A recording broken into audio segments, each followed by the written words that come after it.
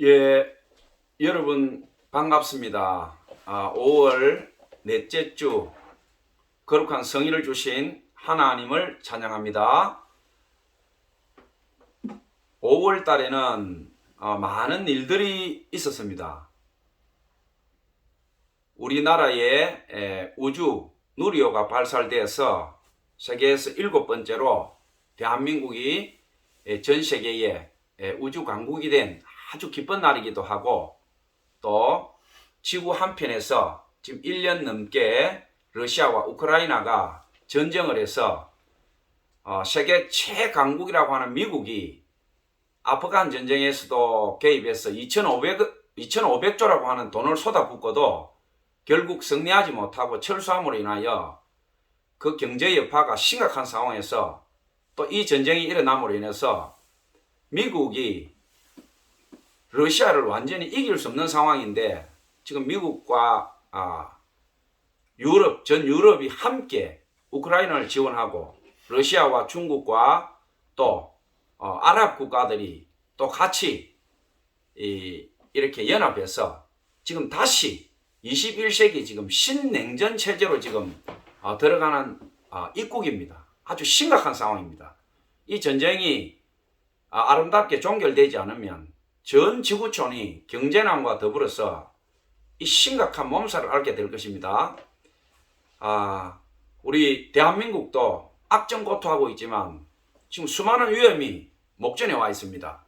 가장 시급한 게 뭐냐면 전 세계가 함께 앓고 있는 경제난과 더불어서 우리 대한민국은 출산율이 0.7%가 무너질 목전에 와 있습니다. 얼마나 심각하냐 하면 전쟁이 일어나도 합계 출산율이 1%가 넘어가는데, 지금 우크라이나에서 전장을 해서 어린애가 죽고 여자가 죽고 노약자가 죽고 전쟁을 일으킨 러시아와 우크라이나가 지금 싸워서 수많은 사상자가 발생했는데, 전쟁이 일어나서 죽는 전사자나 부상자보다 대한민국에서 태어나는 어린애가 없다는 거예요. 이 상태로 가면 거의 20년 전으로 대한민국은 디폴터, 그러니까 국가가 부도난다는 거죠. 모든 연금과 더불어서 대한민국이 디폴트로 반드시 빠질 수밖에 없다. 그리고 전쟁으로 인해서 이 대한민국이 망하는 것이 아니고 그냥 소멸되어 버린다. 이 지구촌에서 흔적도 없이 사라져 버린다. 그냥 우리가 이 교만을 하나님 앞에 우리가 금식하고 눈물 흘리면서 해결해야 됩니다. 우리의 어머니들은 굶어 죽으면서도 자녀를 10명씩 12명씩 낳았습니다. 자기 피덩어리가 먹을 게 없어서 우리 어머니들이 굶어서 젖이 안 나오는데도 그 자녀를 낳아서 길러서 다 생존한 사람들이 지금 나이가 60, 70 된 분들입니다. 50은 그 경계선상에 있는 분들이고, 지금 나이가 60 이후로는 어려서 다 굶고 핍절한 그 고통에 피눈물 나는 세월을 거쳐서 왔습니다. 그 고통 가운데서도 우리의 어머니들이 먹을 게 없다, 하늘을 원망하거나 다른 사람을 원망하거나 세상을 원망하지 않았습니다.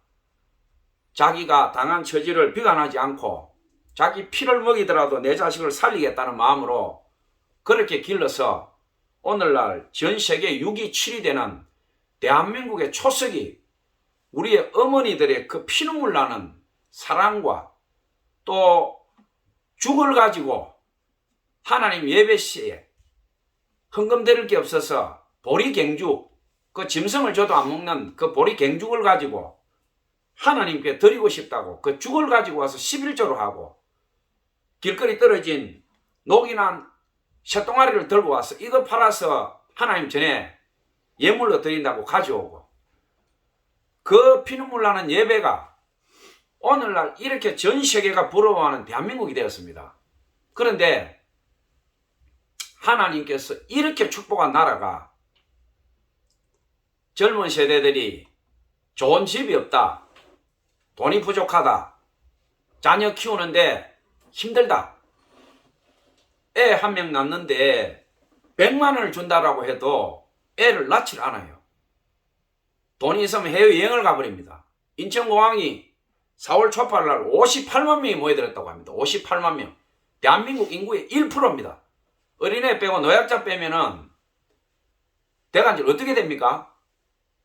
58만 명이면 엄청난 숫자가 지금 경제난으로 대한민국이 12개월 적자 국가가 지금 심각한 상황에 빠졌는데도 보따리를 들고 인생을 즐긴다 이겁니다.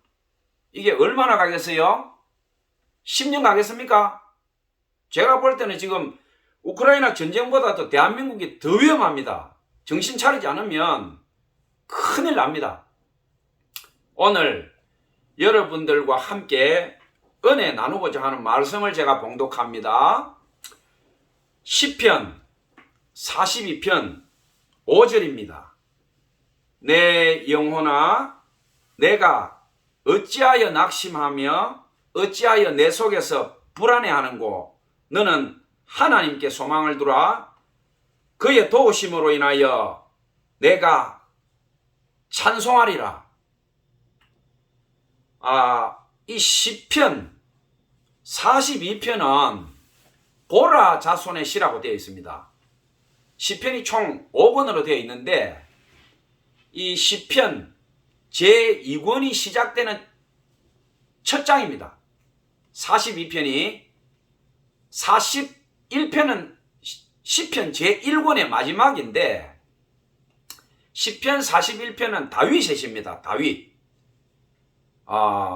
다윗이 압살롬의 반역 때에 자기 친구 아히도벨 너무나 절친했던 그 자기 친구 아히도벨이 배신하고 압살롬이 배신해서 왕궁을 침탈당하고 그 후궁들을 압살롬이 강간을 하고 그 야밤에 다윗이 그 강을 건너면서 피눈물을 흘리면서 하나님 앞에 절규했던 시가 시편 41편입니다. 내 상에서 먹던 자가 내 발 뒤꿈치를 물었다. 이건 뭐냐면 자기 친구를 두고 한 이야기입니다. 시편 41편에. 그리고 오늘 시편 42편 이 5절 내 영혼아 내가 어찌하여 낙심하며 불안해하는고 너는 하나님께 소망을 두라. 그의 도우심으로 인하여 내가 찬송하리라. 시편 42편은 시편 제2권이 시작되는 첫째 장인데 시편 42편부터 49편까지 고라 자손들의 시편으로 되어 있습니다. 여러분들 이 고라 자손 어디서 많이 들어보지 않았습니까?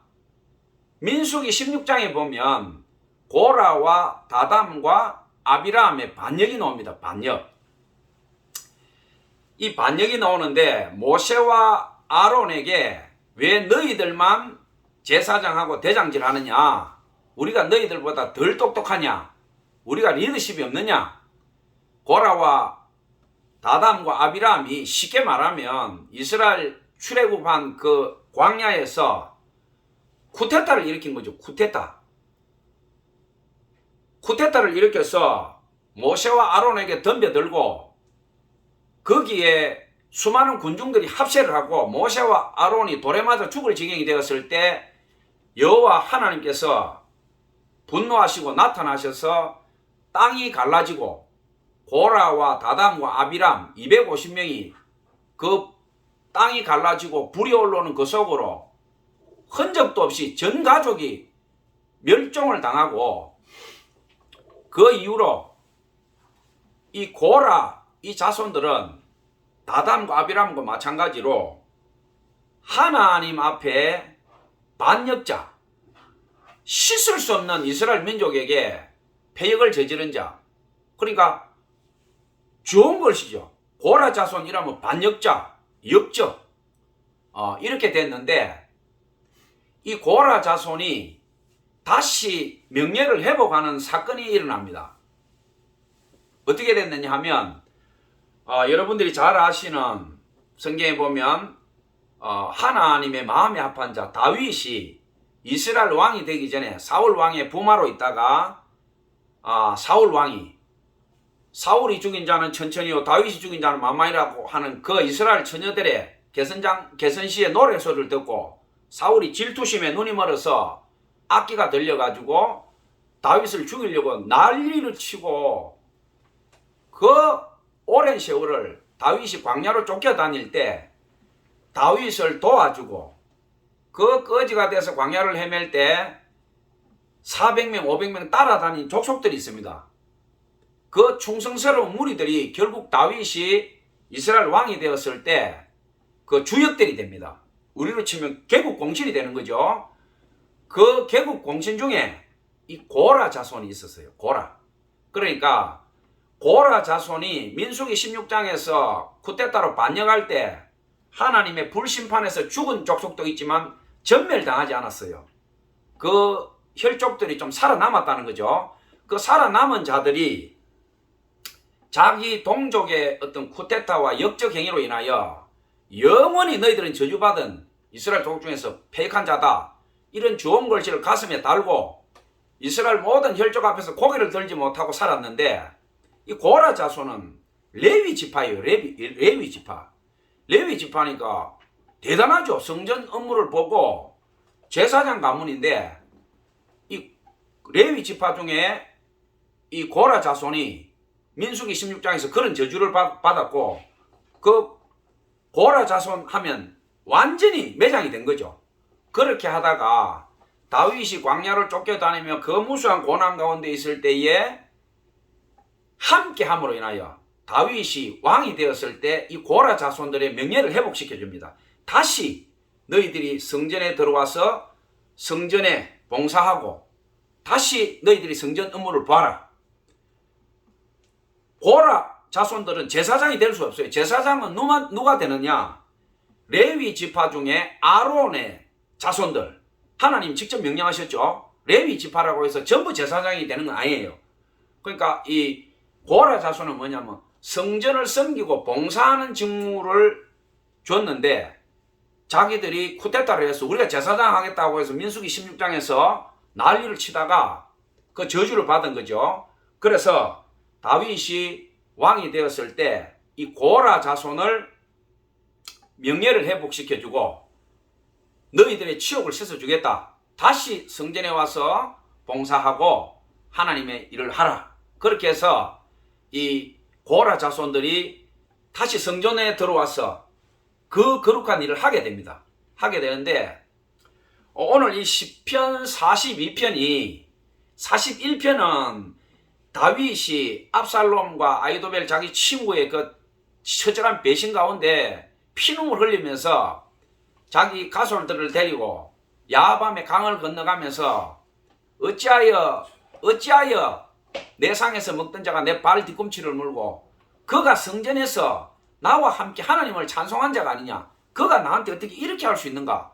그리고 이스라엘 12지파 중에 유일하게 끝까지 다윗을 지지하고 신뢰를 지키고 다윗을 지키고 살려줬던 지파가 두 지파가 있습니다. 유다 지파와 베냐민 지파인데 압살롬 반란 사건 때 유다 지파가 압살롬한테 다 붙었어요. 그러니까 다윗은 어떻게 됩니까? 모든 자로부터 배신을 당해버린 거죠. 자기가 하나님 앞에 충성하고 그 사울이 그렇게 죽이려고 해도 두 번이나 기회가 있었는데도 죽이지 않고 하나님의 기름 부은 자라고 해서 그렇게 극진하게 하나님 앞에서 머리털 하나도 내가 범죄하지 않느니라 그렇게 했고 이스라엘 역사상 다윗을 능가하는 믿음이 없어요. 그런데 그 다윗이 야밤에 피눈물을 흘리면서 친구의 배신과 유다 지파의 배신과 자기가 그토록 사랑했던 압살롬, 그러니까 다윗의 수많은 자식 중에 압살롬처럼 아름답고 압살롬처럼 풍채와 용모가 아름다운 자식이 없었어요. 성경에 보면 압살롬의 머리털이 나옵니다. 거의 목에 키로로 환산하면 뭐 2kg, 2kg에서 2.5kg, 3kg 가까이 나갑니다. 얼마나 머리털이 아름답고 용모가 그냥 한번 본 사람은 압살롬한테 정신을 잃을 정도로 그렇게 아름다운 자식이었는데 머리도 똑똑하고 다윗이 특별히 사랑한 자식이었지만 그 누이 다말이 강간을 암논한테 당하고 그 저주 가운데서 압살롬이 형제 살육의 그 대죄를 짓고 결국은 쿠데타와 반역을 일으켜서 자기 아버지를 죽이려고 칼을 뽑아들죠. 그러니까 시편 41편은 피눈물과 절규의 어떤 다윗의 시가 들어있고 42편은 고라지파, 이 고라지파가 얼마나 이 가슴에 피눈물을 안고 살았겠어요. 출애굽 사건이 언제 일어났느냐? BC 3446년입니다.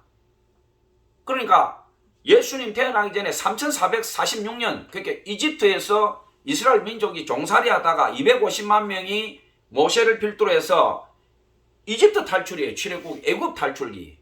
그게 1446년에 나와서 광야 생활하다가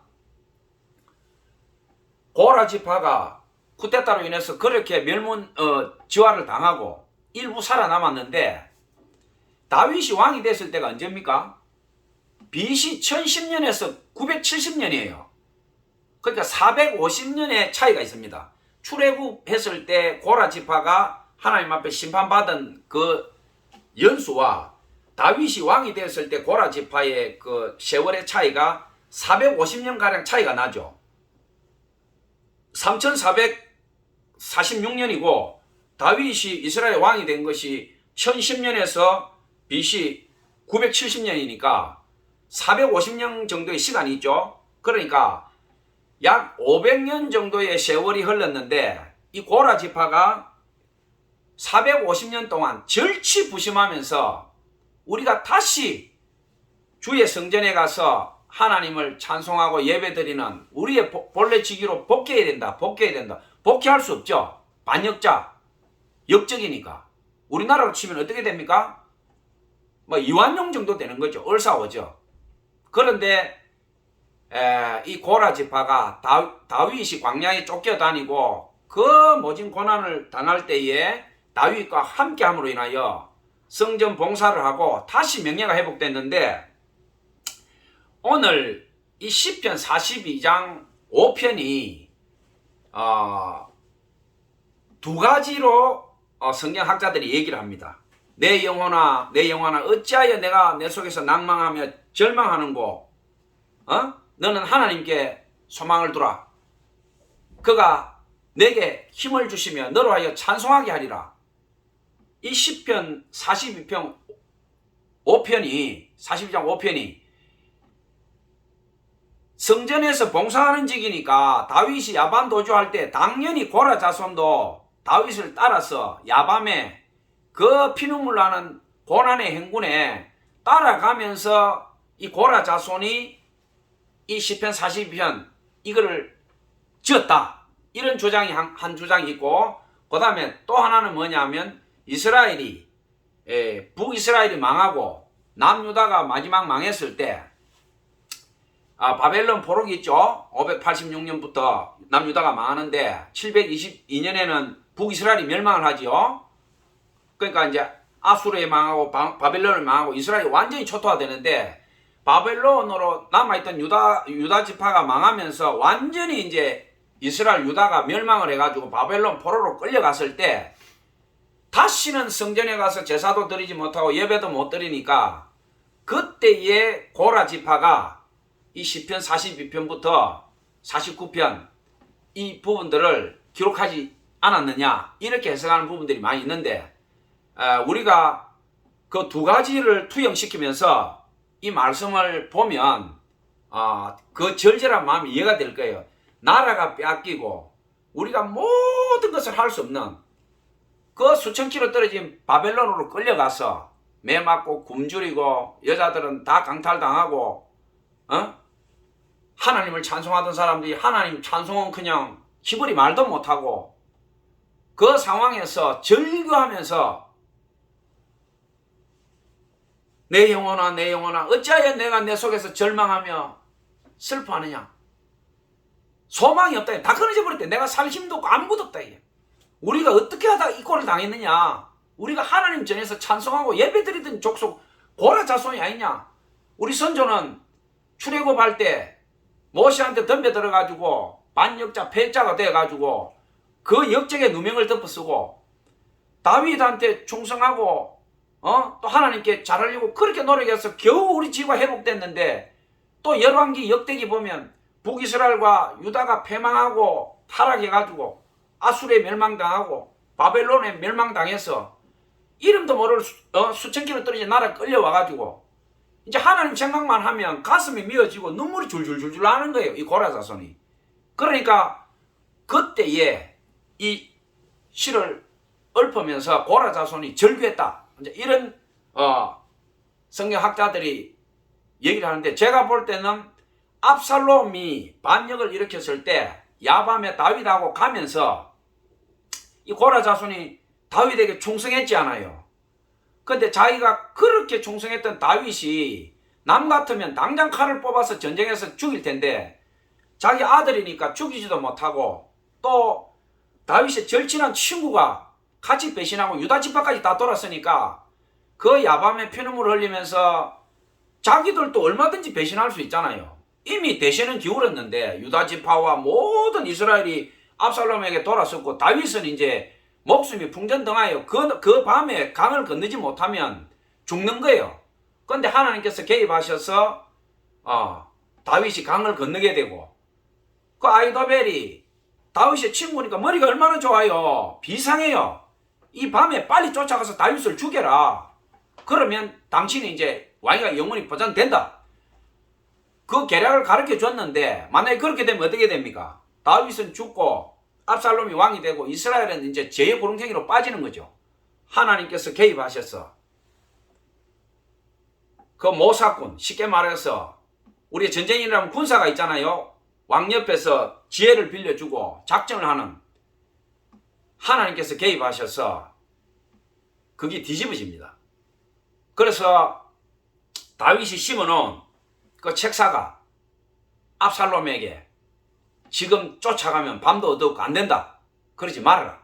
그러니까 압살롬이 천우일의 기회를 놓치고 다윗이 강을 건너가고 그 다음부터는 전시가 역전이 되죠. 다윗은 역전의 용사고 수많은 전쟁에서 무패의 장군인데 그 다윗을 상대로 압살롬이 이길 수가 없죠. 결국 그 뒤로 압살롬이 이제 죽게 되고 모든 것은 제자리로 돌아오게 되는데, 오늘 이 10편 42장 5편은 그 이스라엘의 전설적인 왕 다윗이 야밤에 그 주황골을 당하고 시므이가 뒤에서 저주를 퍼붓고 독설을 하잖아요. 이 살인한 자야, 이 살인한 자야, 이 피 묻은 자야, 네 피가 네 머리로 돌아갈 것이다. 그 사울의 후손이죠, 시므이가. 그 밤에 다윗이 피눈물 흘리면서 피난 가는데 뒤통수 대놓고 그 저주를 퍼붓지 않아요? 그러니까 이 고라 지파가 누구라고 이름이 안 나와 있죠. 고라 자손이라고 되어 있습니다. 이 시편 40편 5절이. 그러니까 그 이름 모를 고라 지파의 그 충성스러운 성전을 섬기는 문지기가 또 자손이, 요즘으로 치면 우리 교회의 뭐 목사님이나 뭐 장로나 좀 되지 않겠어요? 이름 모를 교회에. 그 다윗이 피눈물 흘리면서 가는데 뒤에 따라가면서 오늘 이렇게 하는 거예요. 하나님이여, 하나님이여, 어찌하여 이런 일이 일어났나이까. 그러니까 다윗의 고통이 나의 고통이다 이 말이에요. 내가 섬기는 왕의 고통이 나의 고통이다. 저 다윗이 하나님을 경외하고 하나님을 위해서 죽으려고 전 일생이 그렇게 충성스러운 종인데 어떻게 저 왕이 하나님이여 이 꼴을 당하고 이 밤에 저렇게 가도록 하나님 허락하셨나니까. 에? 내 영혼아, 내 영혼아. 그러니까 차라리 내가 수치를 당하고 우리 고라 지파가 수치를 당하고 역적 누명을 쓴 건 당연하다 이거예요. 우리 조상이 그렇게 했고 나쁜 짓을 했으니까 우리가 어떤 수치를 당해도 상관이 없는데, 저 다윗은 하나님 다르지 않습니까? 하나님을 경외하고 하나님의 마음이 합한 자인데 어떻게 저 왕이 저 꼴을 당하고 이 밤에 갑니까? 그러면서 다윗의 슬픔, 41편에 다윗의 그 비탄의 시가 나오지 않아요? 절규합니다. 절규. 다윗이 어떻게 배신자가 하나가 나와도 견디기 힘든데 전 이스라엘이 다 돌았었지. 자기 한상에서 먹고 성전에서 찬송하고 기도하던 자기 제일 절친한 친구가 자기 등 뒤에서 칼을 뽑아 자기를 찔렀지. 자기가 그토록 사랑했던 압살롬이 또 했지. 그러니까 그 가운데서 야밤에 그 지독한 고통 가운데 가면서 다윗이 음악을 잘하고 연주를 잘하고 또 전투에 능한 자 아닙니까? 다윗이 요즘으로 치면 뭐 우리나라에 제일 가는 노래하는 가수보다 더 노래를 잘한 거예요. 그러니까 다윗은 즐거울 때나 슬플 때 이 시를 적었어요. 그러니까 시편에 남아있는 게 바로 그거예요. 그러니까 다윗이 시편 41편에서 절절히 하늘을 보면서 막 절규하면서 기도합니다. 그게 이제 뭐 영장 마스겔에 맞추어서 뭐 셀라 음을 올려라 그런 것들이 다 들은 사람들이 기록으로 남기고 제사장들이 체크를 해가지고 그게 시편이 돼서 오늘날 우리가 읽고 있는 거예요. 그러니까 우리가 성경을 읽을 때에 그 배경을 알고 우리가 읽으면 은혜가 훨씬 더 됩니다. 제가 오늘 여러분들하고 이 은혜의 말씀을 나누면서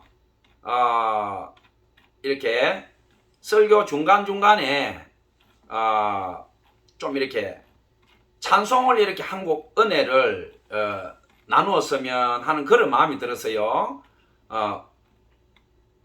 제가 이렇게 한 20년 어간에 늦게 하나님 은혜를 받고 사명자의 길을 걸어오면서 수많은 것들을 보았어요. 저는 정상적인 목회나 선교사 생활을 하지 못했어요.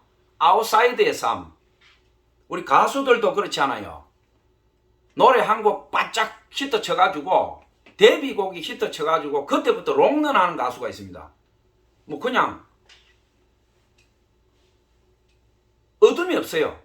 그러니까 가수는 한 방이에요. 데뷔할 때 한번 히트 쳐버리면 그 가수는 평생 명예, 돈, 막 부귀영화 다 따라와요. 근데 우리가 지금 뭐 대한민국을 강타하고 있는 트롯 보면 장민호 같은 가수는 지금 나이가 45이 넘었어요. 수많은 뭐 실력이 부족한 것도 아니에요. 얼굴이 못생긴 것도 아니고 춤도 잘 춰요. 아이돌 출신이에요. 그런데 안 돼. 20년 넘게 무명을 떠돌다가 자기 주 전공도 아닌 트로트로 턱걸이 해가지고 25년이 지나서 이제 겨우 밥 먹고 사는 거예요. 결혼도 못하고 나이 50이 다 돼가는데 자기 호르몬이 모시고 이제 그렇게 살잖아요. 근데 우리 사회의 모든 구조가 그래요. 운이 좋아서 물론 실력도 중요하지만 운도 중요해요. 그러니까 시기와 타이밍이 잘 맞아서 반짝 뜨면은 이 세상 끝나버려. 한 방에 한 방. 물론 실력이 없는 사람은 안 되죠. 한 방이 떠도 뭐 뒤에 유지가 안 되면 안 되니까 실력이 기본적으로 있고 그 다음에 운과 기회가 따라주면 한 방 이렇게 되면 그때부터 쭉 가는 거예요. 근데 저는 늦게 이 길을 왔고 집에 형님 두 분이 또 목회를 수십 년 했기 때문에 저는 형님 덕을 바란 건 아니에요.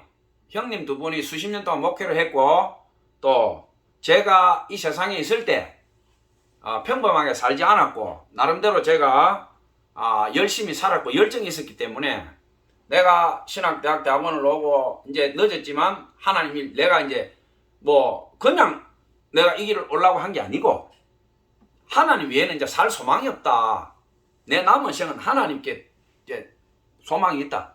이제 하나님 아니면 나는 더 살고 싶은 마음이 없다. 그런 마음으로 왔으니까 뭐 그냥 뭐 죽기 살기 하는 거죠. 선교든 목회든 뭐 전도든 그렇게 했는데 아직 하나님께서 인도에 가시는 여정이지만 세상적으로 보면 언더그라운드에 가수로 치면 무명 가수예요.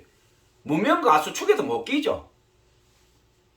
20년 넘게 자비랑 선교사, 말이 선교사지 무슨 선교사예요? 대한민국에서 제 이름 대면 아는 사람 누가 있겠어요? 저 혼자 보따리 들고 갔다 왔다 막일 하고 한 푼 있으면 더 갔다 나왔다 또 해외에 뭐 대학 쪽에 교수 비자 자리 놓으면 그거 이력서 넣어가 어떻게 젊은 친구들하고 경쟁해서 천신만고 끝에 겨우 자리 하나 뚫고 들어가면 뭐 1년 있으면 또 비자 만료되면 또 학교에서는 계속 바꿔버려요. 왜? 새로운 사람 강사가 좋다 이거야. 젊은 사람 좋아. 젊고 예쁜 여자 좋아. 제 나이에 경쟁력이 있겠어요? 학력이나 모든 거 그거는 짱짱한데 요즘은 실력 그렇게 중요하지 않아요. 외모, 젊음 이게 중요해요. 그러니까 수치 아닌 수치 사람이요. 돈 떨어지고 후원이 없으면요. 비참해집니다. 비참해져요. 그리고 세상 사람들은요. 간판 좋아합니다. 간판. 서울대 좋아하고 미국 하버드 좋아하고 뭐 아버지가 삼성그룹, 현대그룹, 롯데 뭐 누구다 이러면 아주 좋아해요. 가난하고 어렵고 힘들고 열심히 기도하고 하나님 경외하는 사람 세상 그렇게 좋아 안 해요. 제가 하나님 앞에 그렇게 열심히 한 건 없지만 지금 제가 앞에 서 있는 이 순간까지 하나님을 만나고 이날까지 저는 아직 순결을 간직하고 있다고 믿어요. 어떤 순결이냐? 하나님 외에 다른 것을 제 가슴에 담아 본 적이 없어요. 제 가진 돈, 뭐 젊음, 제 모든 것, 자녀, 내 인생 모든 것을 하나님 재단에 다 올려드렸어요. 제 거 하나도 없어. 제가 하나님이 지금 당장이라도 네 누나를 빼서 나다오 그럼 당장 전 뺍니다. 너 왼팔 잘라 줄 수 있게 오른팔까지 잘라 드릴게요. 제 가죽을 다 벗겨도 제가 이를 뿌드득 갈면서 제가 참겠습니다. 하나님 못 견뎌서 신음을 토하더라도 내가 하나님 제가 하겠습니다. 그렇게 살아왔습니다. 이게 순결입니다. 순결. 하나님 외에 다른 걸 내가 담아보지 않았다. 세상 왕 뭐 100층 1000층 빌딩 다 부질없다 소용없다. 나는 하나님 외에 다른 건 내 영혼 중에 담아본 적 없다. 저 그렇게 살아왔어요. 그러니까 뭐 세상이 저한테 돌 던지고 형편없는 선교사 목사 뭐 비웃어도 저 자신 있죠. 왜? 내 순결은 아직 있다. 그렇게 살아왔는데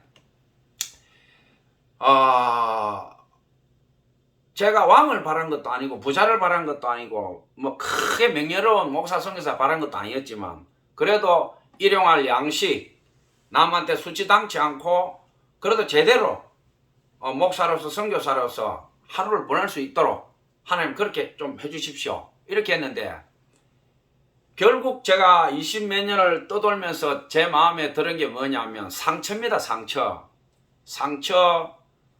수치. 사람이 이래 살아도 되나? 내가 뭐 한 거야 대간절. 그 세월을 20몇 년을 내가 자격증이 수십 개인데 엔지니어나 회사 쪽이나 돈 버는 쪽으로 갔으면 그래도 30평 40평짜리 아파트 내가 2채는 안 됐겠나. 내가 뭐 대박은 안 터뜨려도 부동산부터 골동품부터 내가 하는 가락이 있는데 내가 돈 갖고 치고받고 들어갔다 나왔다 동선 한번 몇 받고 돌아버렸으면 그래도 지금 내가 돈 한 뭐 없어도 10억 좀 잘 돌렸으면 2, 30억은 갖고 나도 인생 엔조이 하면서 살았을 거 아니냐. 지금 이게 뭐야 이게. 집이 있나 절이 있나 직장이 있나 친구가 있나 선후배가 있나 전부 뒤통수 대놓고 저 미친놈이다 저 자식 저거 어느 날 갑자기 사라지더니 신학한다고 하더니 미쳐가지고 저 자식 저거 교회도 하나 없이 보따리 들고 해외로 들어갔다 나왔다고 저거 완전 맛이 가쁘다 저 상대하지 마라 저 옆에 가지 마라. 친구 선후배 20몇 년을 안 만나고요. 이게 혼자서 외톨이로 살아가다 보면 사람이 멀쩡한 것 같아도 정상인이 아니에요. 세상적으로 보면 이거 완전히 모자라고 미친 사람이에요. 미친 사람. 이 사람이 아니에요. 이거는. 오늘 시편 42편 5절에서 고라 자손이 하는 말. 내 영혼아 내가 어찌하여 불안하며 절규하느냐. 이 기도가 저는 보면요 눈물이 그냥 주르르 나버려요. 이런 거 읽으면. 왜? 내 심정을 그대로 토해놓은 거예요. 그 고라 자손이 내 영혼아 내가 어찌하여 내 안에서 불안하며 고통하며 절규하느냐. 어떻게 내 마음을 알고 이렇게 적어놨냐 이 말이야. 남 볼 때는 양복 입고 웃으면서 안녕하세요 예 좋은 날입니다 아유 사랑합니다. 그럼 상대방이 막 불평불만하고 막 이렇게 하면 내 속이 다 썩어 문드러져도 어떻게 합니까? 목사성에서는 잘 될 겁니다. 우리나라 잘 될 겁니다. 아이고, 하나님 계신데 도와주실 거예요. 잘 됩니다. 잘 돼야죠. 무슨 걱정이 있어 보입니까? 여러분들 지금 제 얼굴 봤을 때 고통스럽습니까?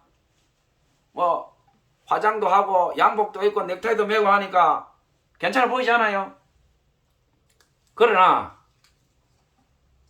실제로 혼자 있고 이 사명의 길을 가다 보면요, 절규합니다. 고라 자손의 이 씨가요, 사명자 속에서 올라옵니다. 대한민국의 교회 7만 개, 8만 개가 있다고 하는데 그 중에서 자립이 되고 뉴스에 나와서 교회가 부정부패 물들고 9시나 MBC 뉴스에 고발 들어오는 교회는요 0.1%입니다. 0.1%.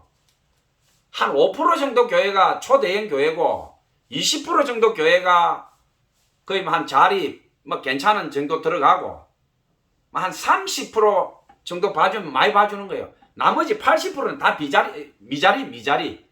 80%가 교회가 적자가 나는 교회고 30%는 기초생활 수급자, 극빈자입니다. 극빈자. 대한민국의 30% 교회가 목사가 밥도 못 먹고 기초생활 수급자다 이 말. 수급자. 그런데 종교인이니까 수급자 혜택이 잘 되지가 않아요. 세무서에 등록이 되고 지자체에 그게 된 사람은 그거라도 되지만 그게 안 된 사람은 그거조차도 못 받아요. 왜? 너 노동력 있는데 왜 일 안 하냐 이 말이에요. 비참하지 않아요? 외국인도 우리나라에 들어와서 최저임금 받고 때 되면 밥 먹고 외식하고 고기 먹어요. 대한민국 국민으로서 대학교 대학원 나와서 최고의 학력을 갖춘 자가 기초생활 수급자도 못 되고 혼자서 여기 갔다가 저기 갔다가 주의 없는 개도 아니고 이리 갔다 저리 갔다 이리 갔다 저리 갔다. 세상 사람들이 뭐라 그럽니까? 저 미쳤놈. 사도구시 멀쩡한 놈이 일도 안 하고 돌아다니는데 저 미친놈. 저 정신 나간 놈. 정신 나간 놈입니까? 누가 그 심정을 알겠어요? 누가? 하나님 일을 하기 위해서 전도하고 선교하고 하나님이 내한테 이 사명을 주었으니 죽어도 내가 어떤 수치와 어떤 모멸을 당하더라도 내가 이 길을 가리라. 직장을 왜 못 갑니까? 취직 왜 못해요? 하면 되지. 취직해버리면 묶여버려요. 아니 직장 다니면서 자기 볼일 보고 뭐 선교하고 뭐 하고 이렇게 한다는데 어느 직장 사장이 가만 놔둬요? 바로 잘라버리지. 요즘 그러면 직장 있습니까? 다 비정규직이고 직장 한번 들어갔다가 뭐 어쩌고 왔다 갔다 해버리면 골치가 아파요. 골치가 아파. 이리저리 묶여버리고 숨도 못 쉬어요. 모든 게 전산화가 돼가지고 사람을 얽어매가지고 꼼짝달싹을 못해요. 자, 우리가 하나님 믿고 지금 행복하고 기쁜 분들은 참 잘하신 거예요. 잘하셨어요. 근데 저는 하나님을 만난 것은 내 인생의 최고의 축복이라고 생각하지만 세상적으로는 하나도 행복하지 않았어요. 인간적으로는. 내 육신적으로, 내 마음적으로, 영적으로 내가 하나님을 만난 기쁨, 감기 그거는 있지만 내가 이제껏 살아온 날들 중에 하나님 만나고 걸어온 이 길에서 인간적으로 행복했냐라고 물으면 마이너스입니다. 0%도 안 돼요. 땅 밑으로 내려가 버려요. 사람이 이렇게 하고 살 수가 있나? 개도 내보다 낫겠다. 개도. 그렇게 살았어요.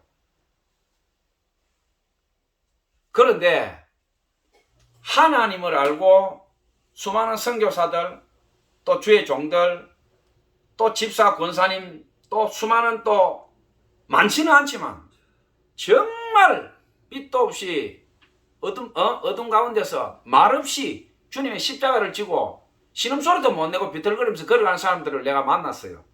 그 사람들을 보면서 이 녹선 십자가, 피 묻은 십자가, 가시 투성이 십자가 이거 짊어지고 가는 게 나 혼자 아니었구나. 거기서 제가 말할 수 없는 위로를 얻었어요. 그리고 제가 힘들 때마다 집에 누워있다가 한 번씩 이 찬송을 부릅니다. 이 찬송을 부르면 제가 끝까지 부를 때도 있고 좀 부르다가 중간에 눈물이 나서 이제 다 못 부를 경우가 있는데 오늘 여러분하고 이 설교 은혜 나누면서 이 찬양을 이렇게 같이 은혜를 한번 나누었으면 합니다. 여러분들 그냥 평안하게 한번 들으시고 이 가사를 한번 찬찬히 들어보세요. 신앙 고백이라고 하는 찬송인데 제가 여러분 한번 제가 이 시간 하나님께 올려드리도록 하겠습니다. 신앙의 참된 의미를 알고 온 생을 주께 바치기로 했을 때 그전에 아무렇지 않던 사소한 일들이 가슴에 무겁게 와닿네. 양심의 뜻을 따라 행하고 사랑의 법을 지키게 하시어 내 생활이 편할 때도 고통받는 이웃 있음을 널 잊지 않게 하옵소서.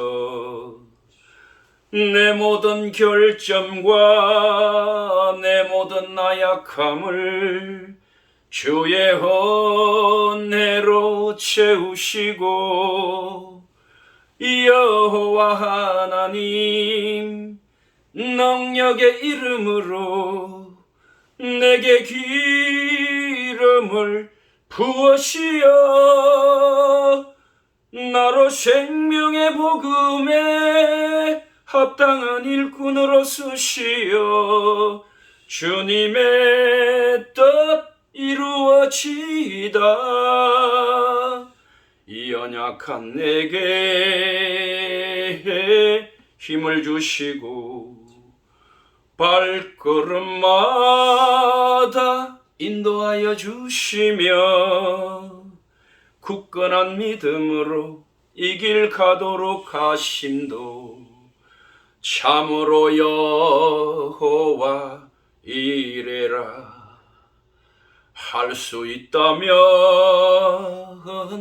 피하고 싶고 맘 편히 나의 길을 가고 싶지만 어느새 당신은 나의 중심을 붙드시어 이 길 가라 명하시네. 내 마음의 생각과 내 인생의 계획을 주의 뜻대로 이끄시어 여호와 하나님 능력의 이름으로 내게 기름을 부으시어 나로 생명의 복음에 합당한 일꾼으로 쓰시어 주님의 뜻 이루어지이다. 아멘. 아멘. 예.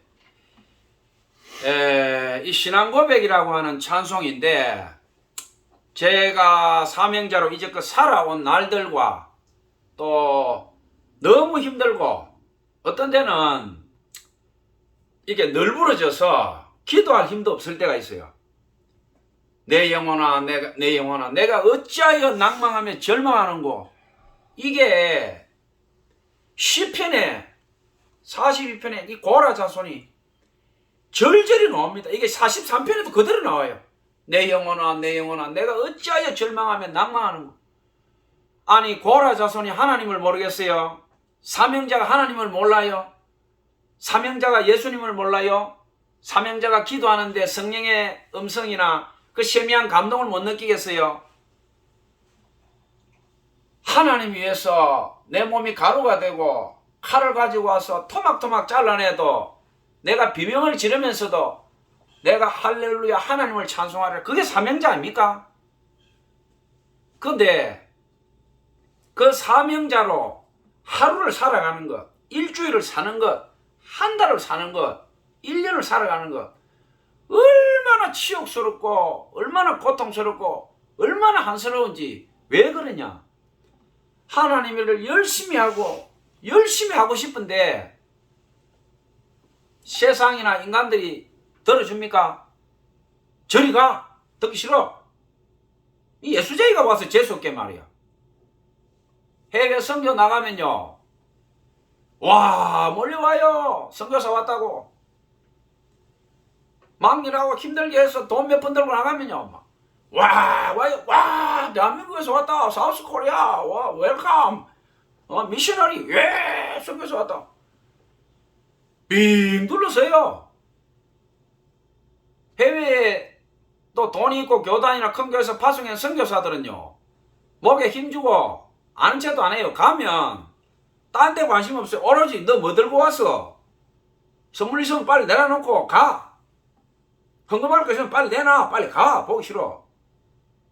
자비랑 선교사는 쓸 데가 없어요. 자기 조그만한 사역지나 이름 모를 어떤 마을이나 그런 데 가서 나름대로 선교한다고 부시럭부시럭 하고 있으면 사람들이 와요. 돈 몇 푼 있는 거 그거 나눠주고 나면 없어. 돈 없으면 이제 아무것도 아니야. 나는 뭐예요? 아무것도 아니야. 저 자식 저거 아무것도 아니잖아. 저거 아무것도 아닌 게 왜 왔어? 이런 꼴 당하는 거죠. 그러면 거기서 또 기도하고 하나님께 절규하고 하나님 힘을 좀 주십시오. 하나님 일 열심히 하고 싶습니다. 하나님 저에게 힘을 좀 주십시오. 그렇게 해서 왔다 갔다 왔다 갔다 국내 오면 또 어떻게 합니까? 뭐 큰 교회에서는 밥 한 끼도 없어요. 밥 한 끼도. 가면 째려봐요. 선교사라 그러면 완전히 사기꾼 광고 취급해요. 10원짜리 하나 달라고 한 적도 없는데 선교사라 그러면요, 큰 교회 가면 아주 째려봐요. 이렇게 딱 째려봅니다. 이렇게 이놈이 어디서 왔나 비참하죠. 그리고 조그마한 교회는 이름 모일 교회 가도 막 큰 교회처럼 그렇게 관심 안 받지만 가서 예배드리고 밥 한 숟가락 먹고 나면 저는 그랬어요. 어떤 교회도 가더라도 뭐 돈 한 푼 얻은 적이 없고 또 제가 밥 먹는 밥값 이상 되도록 아무리 내가 굶더라도 오늘 예배 봤으니까 내가 오늘 밥 먹은 밥값보다는 더 드려야 되겠다. 근데 그렇게 하고 살았어요.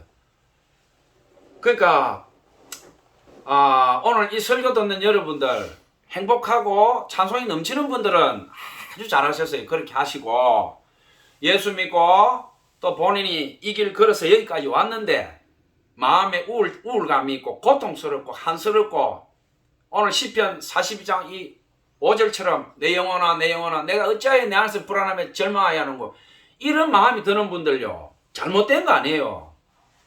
제대로 된 거예요. 제대로. 하나님을 사랑하면요, 내 마음이 불안하고 절망감이 와야 돼요. 왜 불안하고 절망하냐? 내가 왜 하나님께 이것밖에 못하는가?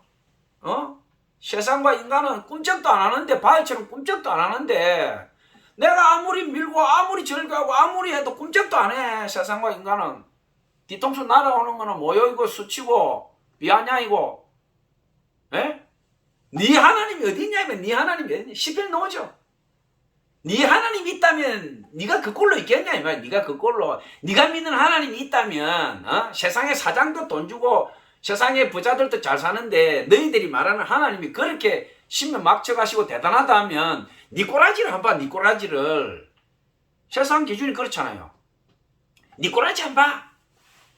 네 믿는 하나님이 어디 있느냐 이 말.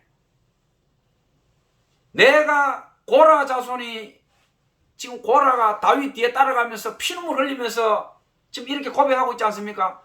내가 멸시당하고 내가 수치당하고 내가 친일파고 내가 가늠유다 되는 건 얼마든지 참을 수 있다. 그러나 저 하나님을 신뢰하는 왕, 저 다윗 왕이 왜 저 꼴을 당하냐? 왜 저 수치를 당하냐? 그러면서 뒤에 따라가면서 절규절구 하는 게 바로 이 심정 아니겠어요? 바벨론 포로로 끌려가서 성전에 치다도 못 보고 성전에 올라가지도 못하고 하나님 앞에 가서 제사 지내고 찬송하고 기뻐 춤추고 너희는 내 자녀라. 전 세계 만방에서 선택한 선민으로 살던 이스라엘 자손들이 그 수치 속에서 하나님이여 하나님이여 내 안에 정한 마음을 창조하시고 나의 살아온 날들 내가 하나님 앞에 찬송하고 예배한 것을 기억해 주소서. 하나님이여 고난당하기 전에는 내가 하나님을 잊고 하나님을 모욕하고 살았더니 주의 고난과 윤례를 통해서 내가 이제 하나님의 말씀을 깨닫고 내가 이제 하나님의 성령을 내 안에 모시고 내가 이제 하나님을 진심으로 예배하는 법을 배웠습니다. 시편에 보면 구구절절히 정한 마음, 깨끗한 마음, 고난, 윤례, 이게 우리가 지금 느끼는 그리스도인으로서 신자로서 느끼는 게 정확하게 제자리로 가고 있다는 겁니다. 우리가 보통 기독교인들 교회 다니고 예수 믿는 사람들 보면 기뻐하라, 기뻐하는 게 정상. 맞아요. 기뻐하는 게 맞아요. 기뻐하는 것도 맞지만 내 마음에 슬픔이 있고 비탄이 있고 고통이 있는 것, 이것도 정확한 신자의 마음이에요. 더 내가 하나님 앞에 정한 제사, 정말 신령으로 하나님 앞에 예배 드리지 못하는 것, 내가 하나님 처음 만났을 때 거룩한 마음, 그 깨끗한 마음을 가지고 내가 왜 예배하지 못하는가, 내가 찬송할 때 왜 내 마음에 감격이 없고 떨림이 없는가, 내가 왜 그 가난한 마음을 잊었는가, 통분하고 슬퍼하고 하나님 앞에 비탄해야 됩니다. 그것이 우리 예수 믿는 사람들의 정확한 깨끗한 정한 마음입니다. 근데 제가 앞에 우리나라 출산율 얘기했잖아요. 우리 어머니들은 그 굶어 돌아가시면서 자녀를 키웠고 오늘날 이 대한민국을 만들었는데 이제 대학 나오고 대학원 나오고 석박사 된 딸들은요 자녀 안 놓는데요. 돈 많이 들어가고 힘들고 어렵다고 안 낳았는데요. 안 낳아. 그 돈 갖고 해외여행 가고 결혼 안 하고 독신으로 살면서 잘 먹고 잘 살겠다 이거예요. 우리 대한민국이 망하든 안 망하든 그건 내 알 바 아니고 내 개인의 행복이 중요하다 이거예요. 내 개인의. 전부 다 그런 마음을 가져버리니까 전쟁이 일어나도 학교 출산율 1%는 넘어가는데 지금 대한민국 0.7%가 지금 무너지기 일보 직전이다. 이대로 가면 20년 안에 대한민국은 전쟁으로 망하는 것이 아니고 자연 도태되어 버린다. 우리가 하나님 예배와 한 국가가 존속하는 것, 한 가정이 존속하는 것 똑같습니다. 똑같습니다. 원리는 다 똑같아요. 가정이 무너지는데 그 사회가 건강하겠어요? 그 사회 조직이 무너지는데 경상남도든 전라남도든 충청남도든 경기도든 강원도든 그 지방자치단체가 살아남겠어요? 가정이 붕괴되고 사회가 붕괴되는데 당연히 붕괴되죠. 생명이 태어나지 않는다는 것은 그 민족과 국가가 멸망한다는 겁니다. 멸망. 전쟁보다 이게 더 무서워요. 전쟁은 끝이 나면 서로의 과실에 의해서 상계를 하고 그 보상 절차가 있지만 생명이 태어나지 않아서 나라가 스스로 멸망하는 거는 이거보다 전쟁보다 수백 배 더 무서운 거예요. 이게 왜 이런 일이 일어났느냐, 우리 마음이 후패해졌다 이 말이에요. 우리 마음이 이기주의. 내가 자녀를 낳는데 국가가 왜 돈을 주냐 이 말이에요. 왜 옛날에 우리 어머니들 국가 보고 돈 달라 그랬어요. 내 자식을 내가 어떻게든 키우겠다는 마음을 가지고 있고 내 부모가 살과 피를 줘서 나를 그 어려운 가운데서 키워서 대학교 대학원까지 석박사로 만들어줬으면 나도 적어도 내가 태어났으니까 우리 부모가 내한테 그 어려운 가운데 해준 만큼 나도 최소한 그 기준치는 해야 될 거 아니에요. 2명, 3명은 낳아야지. 안 낳아? 몰라. 내만 잘 살면 끝이야. 인천공항에 갈래? 그리스 가고 영국 가고 프랑스 가서 에펠탑에서 가서 이거 내 이거 왔다. 내 그리스 와서 안테나 왔어. 미국 뉴욕 왔어. 여기 루브르 박물관이야. 루이비통, 샤넬. 인생이 그겁니까? 수치스럽지 않아요? 부끄럽지 않습니까? 우리가 하나님 예배하는 최고의 선, 우리 인간의 영과 혼과 육, 최고의 절대절명의 예배는 못 드리더라도 기본적인 국가관, 가정관, 인간관은 있어야 되잖아요. 인간관은 적어도 짐승하고 다른 인간의 품격은 있어야 되잖아요. 인간의 품격도 없고 나라에 대한 충성심도 없고 자기 부모에 대한 기본 도리도 윤리도 없고 나라가 망해가는데 나는 몰라. 애 하나 나오면 100만 원 준다는데 택도 없어 택도 없어 더 내놔. 지금 동남아에서 사람을 가정부 파출부로 데려온다 그러는데 우리나라보다 몇 배로 잘 사는 싱가포르에서요. 외국인 가사 도우미 필리핀이나 베트남이나 말레이시아에서 데려오면 그 나라 임금을 적용해가 준다 이 말이에요. 60만 원에서 90만 원. 어제 저녁에 뉴스 나왔어요. 대한민국은 어떻게 되냐. 좌파들이 장악을 해가지고 나라는 망해가는데 뭐든지 최저임금 막 외국인부터 다 적용을 시켜. 외국에서 데려오는 사람도 그럼 그 나라 임금으로 해서 파송 근로자로 해서 주면 되는데 안 된다 이게야. 외국인 차별이다 이게야. 그 대한민국 최저임금 적용시켜라 이게. 그 얼마냐? 200만 원 넘어가 버려 최저임금. 아니 애 하나 키우는데 200만 원 줘버리고 애 엄마는 일하러 나간다는데 대한민국에서 그러면 얼마를 벌어야 그게 되냐 이 말이. 지금 우리나라보다 몇 배 잘 사는 싱가포르에서도 60만 원에서 90만 원 주고 거기서 그렇게 줘도 그 나라 임금의 4배 5배인데 대한민국 최저임금 정해보면 10배가 넘어가 버려요. 그 나라 임금에.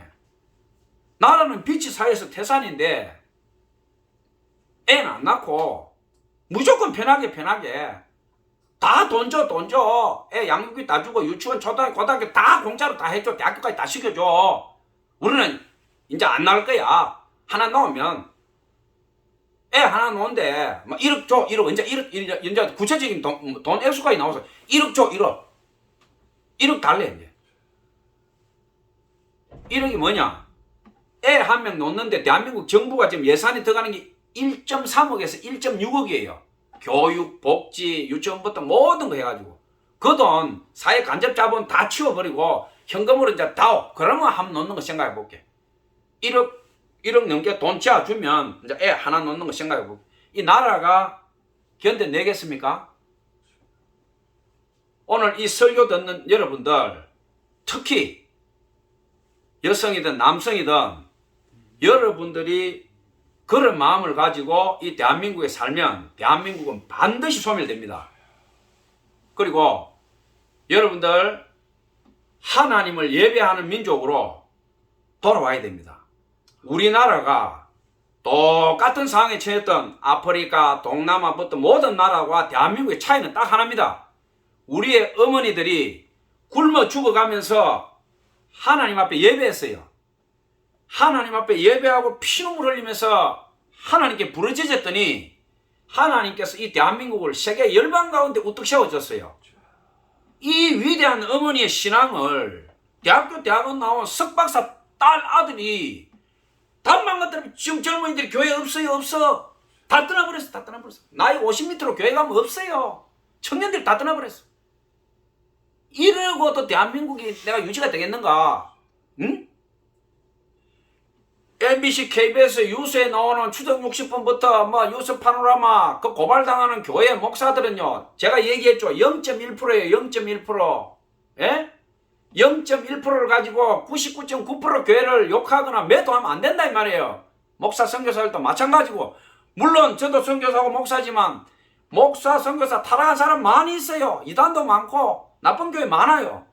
그렇지만 여러분들 똑똑하잖아요. 대학 나왔고 다 석박사니까 제대로 된 교회, 제대로 된 선교, 또 제대로 된 봉사헌신 하면 됩니다. 그 잘못된 몇 명을 보고 교회 전체를 매도하고 목사를 매도하고 선교사 매도하고 나는 교회 안 갈래. 예수쟁이들 다 나쁜 놈들이야. 그렇게 하지 말라는 겁니다. 왜?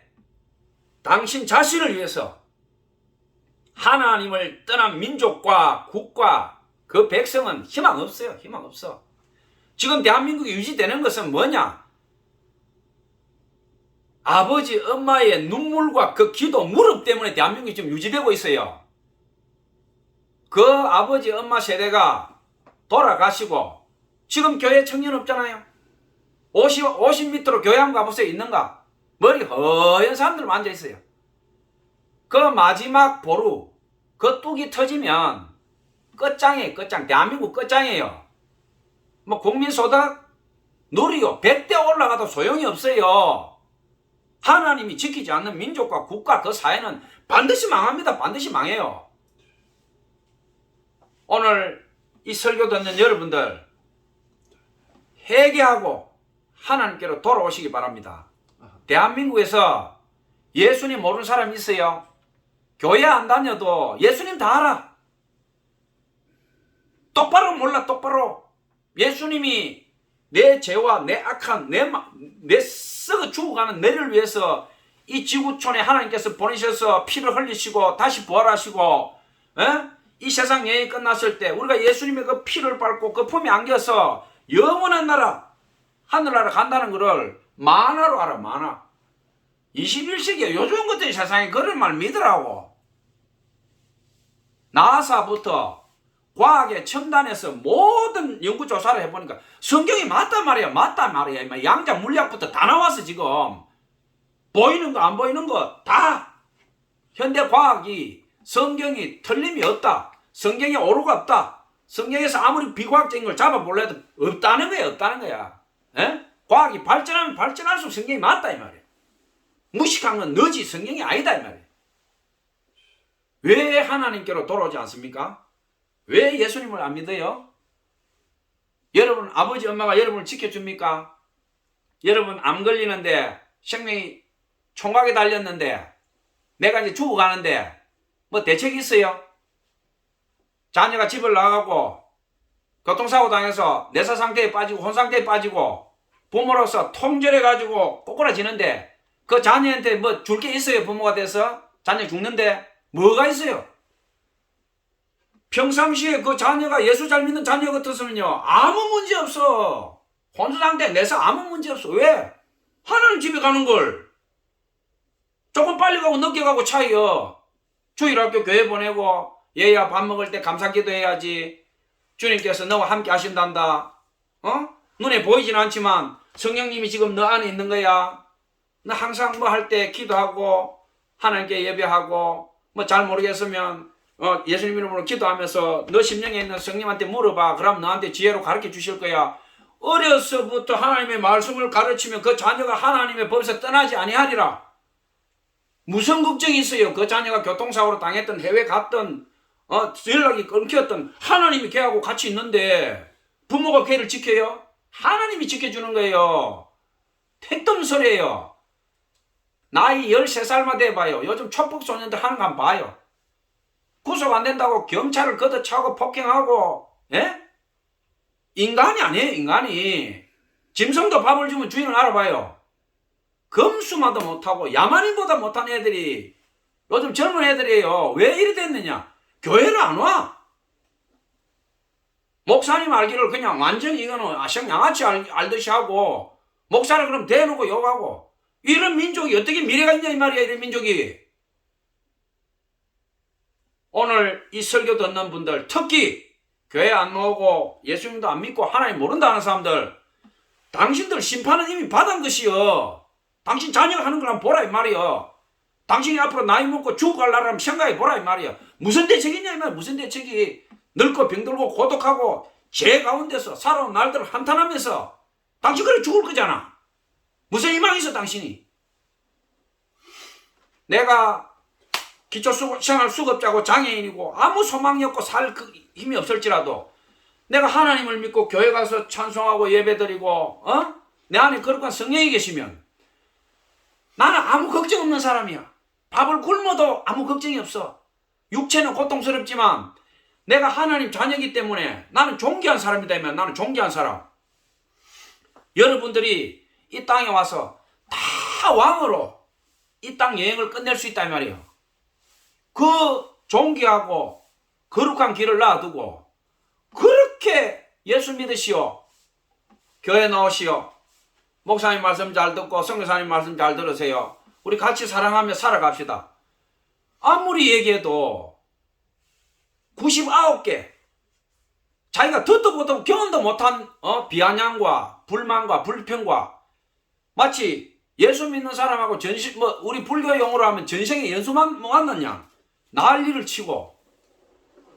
여러분 인생은 빨리 지나갑니다. 우리가 얼마 남지 않아요. 80, 90대 노인한테 물어보면 80년 세월이 어제 같다 그래요. 어제 같다. 그리고 60이 넘어가고 70이 넘어가면요. 1년이 지나가는 게 하루처럼 지나가요. 하루처럼. 인생이 빛보다 빠르게 지나갑니다. 그리고 살아온 날들에 대한 허무가 와요. 내가 뭐하고 살았는가? 내 인생이 똑바로 값어치가 있는가? 아무 값어치 없어요. 하나님 안 믿는 사람은 무슨 값어치가 있어요? 돈 번다고 죄지은 거지. 남하고 싸우고. 하나님 앞에 한 게 뭐가 있어요? 불신자들이. 내 돈끄러미와 같은 내 자선 봉사활동 많이 했던. 물론 부분적인 선언 될 수 있어요. 돈을 내가 많이 모았다, 부자가 됐다는 것은 누군가의 피와 땀과 눈물이 거기 있는 거예요.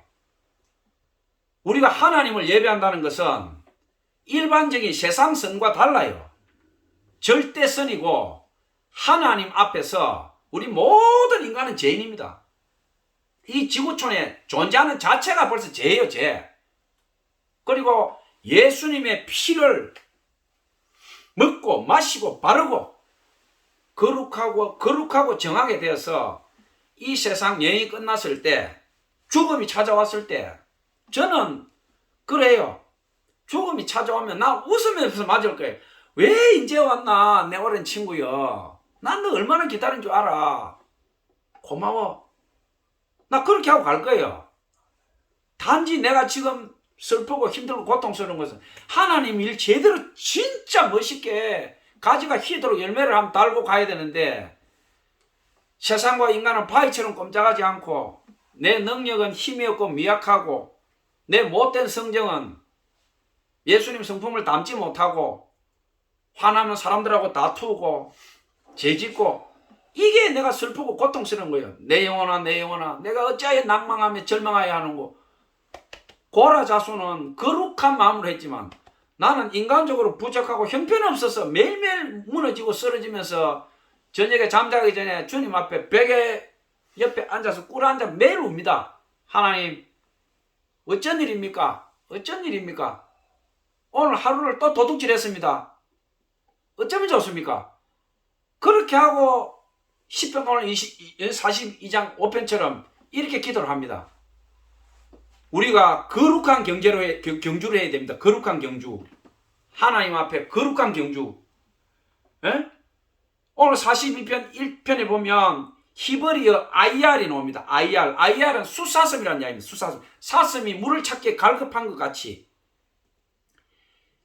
이 갈급하다는 것은 팔레스타인에 보면 가을철 되면 그 사슴이 많아요. 봄이철이 되면 이 사슴이 나와가지고 막 암사슴 쫓아다니다가 이 사슴은요, 목에 이게 호흡기 쪽에, 이게 기도 쪽에 빨판이 있어가지고 물을 제때 못 먹으면 이게 질식사회가 죽어요, 수사슴이. 그 평상시 교미철이 아닐 때는 이 사슴이 돌아다니다가 물을 찾아서 빨리 가는데, 교미철 되면 암놈 차지하려고 서로 싸우다가 막 힘이 빠지니까 이 갈증이 극에 달해가지고 헐떡거리면서 물을 찾는데 이제 늦어버렸어요. 물 있는 데까지 갈 힘이 없어요. 싸운다고 힘을 다 빼버렸으니까.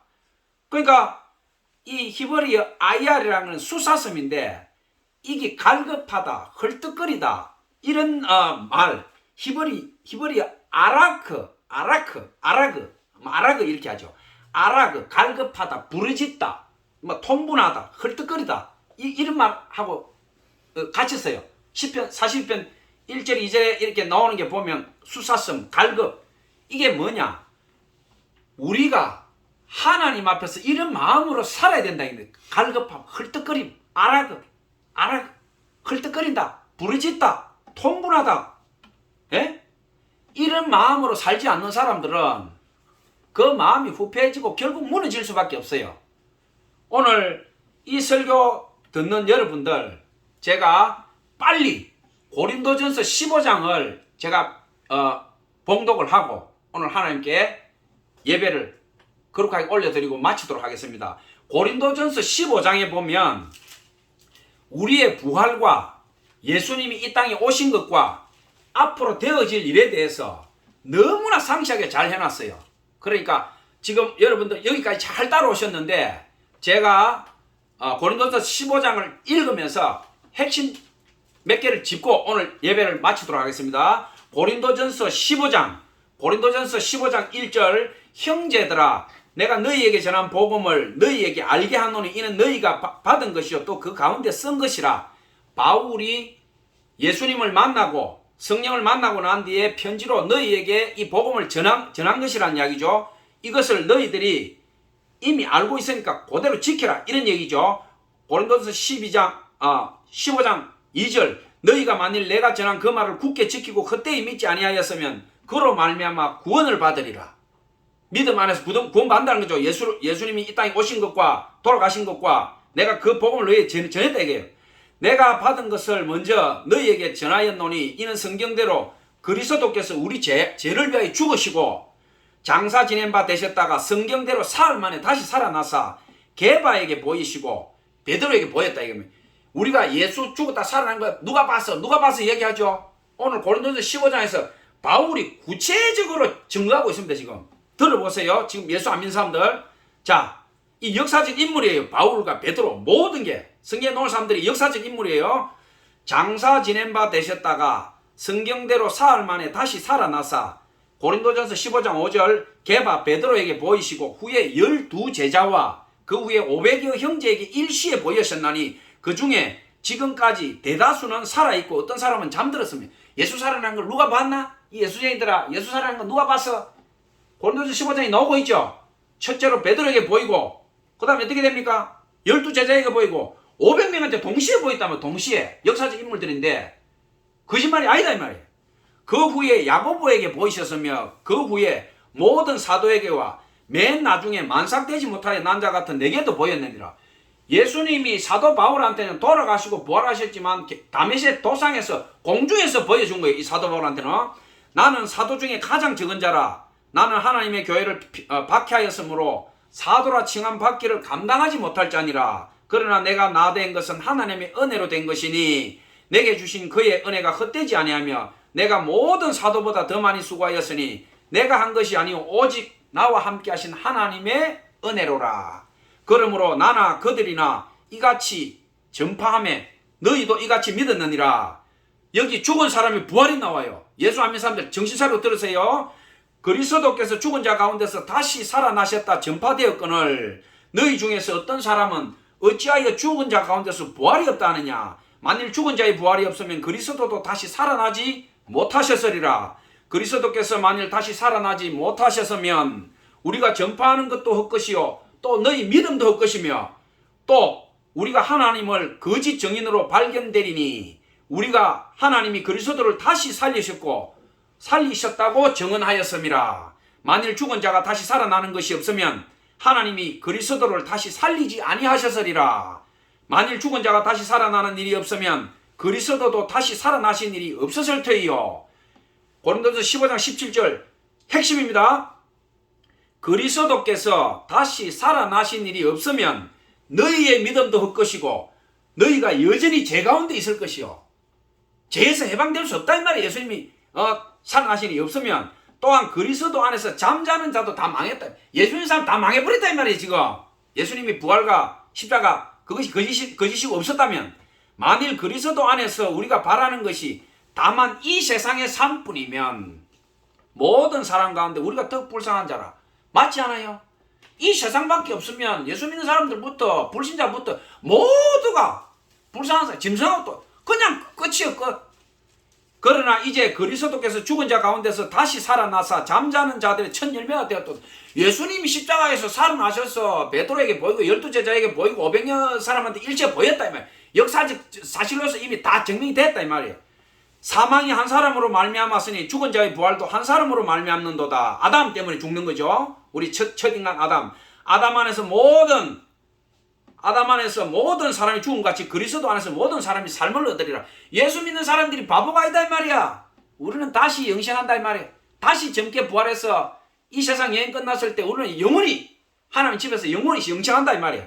그러나 각각 자기 차례대로 되리니 먼저는 첫 열매인 그리스도예요. 그 다음에 그가 강림하실 때에 그리스도에 속한 자요. 그 후는 마지막이니 그가 모든 통치와 모든 권세와 능력을 멸하시고 나라를 하나님 아버지께 바칠 때라. 그가 모든 원수를 그 발 아래 둘 때까지 반드시 왕노릇 하시리니 맨 나중은 멸망받을 원수는 사망이니라. 자, 여기까지 하고 나머지는 여러분께서 성경을 펴고 읽으세요. 지금 여기까지 하면 거의 복음의 진수가 다 선포된 겁니다. 예수님이 십자가에서 우리 죄를 위해서 돌아가셨고 부활하셨고 수많은 사람들에게 보여진 역사적 사실과 그리고 오늘날 돈이 있고 집이 있고 아무리 물질이 흥황해도 여러분 마음속에 고독과 분노와 우울과 영혼을 사모하는 마음은 끝이 안 납니다. 예수님을 만나기 전에 여러분 마음에 평안이 없어요. 부모와 자녀가 불화가 끝이 없고 부부간에 불화가 끝이 없고 이 세상 살면서 마지막에 내가 참 잘 살았다. 내 인생은 정말 꽃과 같구나. 장미와 같았다. 그렇게 고백하면서 죽음이 찾아왔을 때 하나님 감사합니다. 하나님 이 땅에 보내셔서 정말 내가 부족하고 가난했지만 예수님으로 인해서 성령님으로 인해서 하나님께 예배하고 내가 부족했지만 하나님 자녀로서 정말 감사히 잘 살았습니다. 감사합니다. 내가 찬송합니다. 내가 하나님을 찬송하리라. 이렇게 하면서 눈을 감는 여러분 되시길 바랍니다. 불신자들 꼭 오늘 설교를 명심하시고 교만의 뿔을 꺾고 무릎 꿇고 예수님을 여러분 구세주로 맞이하시고 이 땅 여행이 이런 장미와 같이 아름답고 하나님 앞에 거룩하게 봉헌되기를 예수님 이름으로 축복합니다. 아멘.